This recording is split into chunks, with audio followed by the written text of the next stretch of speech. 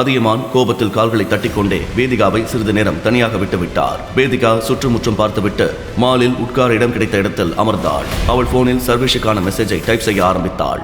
மறுபுறம் சர்வேஷ் விக்ரமுடன் போனில் பேசிக் கொண்டிருந்தான். அவர்கள் இருவரும் இன்று ஒன்றாக மதிய உணவு சாப்பிட திட்டமிட்டிருந்தனர். சர்வேஷ் அழைப்பை துண்டித்தவுடன் வேதிகா தனக்கு மெசேஜ் அனுப்பியிருப்பதை கண்டான். அதில் கொஞ்ச நேரத்துக்கு முன்னாடி எனக்கு தீரஜானா கிட்ட இருந்து போன் வந்தது. இப்போ நான் பிஆர் குரூப்புக்கு ஒத்துழைக்கணும்னு சொல்லிட்டு இருந்தான். நான் மறுத்துட்டேன். இப்போ நான் என்ன செய்யணும் என்று வேதிகா மெசேஜ் அனுப்பியிருந்தாள். சர்வேஷ் இந்த செய்தியை படித்ததும் அவரது இதயம் மகிழ்ச்சியால் துள்ளியது. தன் மனைவி தன் பேச்சை கேட்டு கீழ்ப்படிய ஆரம்பித்தது சர்வேஷ் மகிழ்ச்சி அடைந்தான். இப்போதைக்கு நீ கொஞ்சம் வெயிட் பண்ண, கவலைப்பட வேண்டாம். உன் அண்ணா திரும்ப உன்னை காண்டாக்ட் பண்ணுவான்.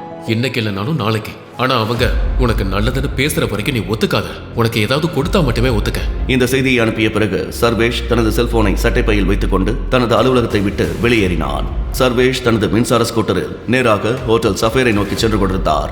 சர்வேஷ் ஹோட்டல் சஃபேரை அடைந்த போது ஹோட்டல் உரிமையாளர் விக்ரம் ஏற்கனவே மதிய உணவிற்கான ஏற்பாடுகளை செய்திருந்தார். முழு மேஜையும் உணவு வகைகளால் நிரம்பியிருந்தது. சர்வேஷ் எப்போது வரை தனது உண்மையான அடையாளத்தை எல்லோரிடமிருந்தும் மறைப்பான்? அவரது ரகசியம் அனைவருக்கும் வெளிப்படுமா? வேதிகா தனது சகோதரர் தீரஜுக்கு முன் என்ன நிபந்தனைகளை வைப்பாள்? சர்வேஷ் மாஃபியா சாம்ராஜ்யத்தின் தலைவன் என்ற பொறுப்பை கையாள முடியுமா? வெல்கம் டைகர், வா இங்க உட்காரு. முழு வீடியோவை பாக்கெட் FM தமிழ் யூடியூப் சேனலில் கண்டு மகிழுங்கள்.